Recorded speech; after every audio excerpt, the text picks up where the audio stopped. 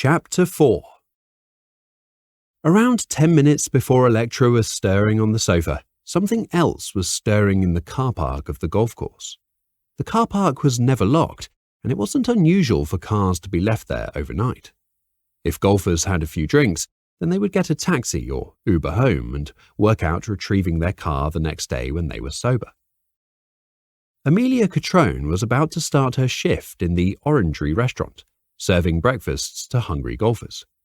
She always got there early and always parked her 53-plate Nissan Micra in the far reaches of the car park. She was told on her induction to the business that the spaces nearest the entrance should be saved for guests.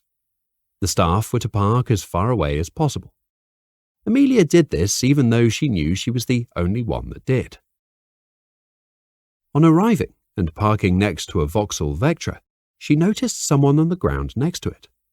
The next thing Amelia saw was a trail of blood from the body to the rear driver's side tyre. Everything else was a blur as she walked away from the scene, called an ambulance, and was told that the police were on their way too. And then she sat down. There would be no breakfast, no golfers, and for Amelia, no anything for the rest of the day. She needed to get that image out of her head. She sat in her Micra, waiting for the ambulance and police to arrive. The person on the other end of the phone had asked her if she was sure that the person was dead. Amelia lied and stated that she had checked the pulse, but it wasn't the pulse that indicated death. She could feel it in the air. It stagnated, making her choke. Death was something that hung in the atmosphere as far as Amelia was concerned, and this atmosphere was completely full of a lack of life.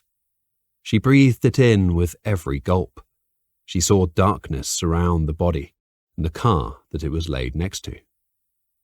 Amelia heard the sirens and got back out of her car. She waved her arms when the ambulance arrived.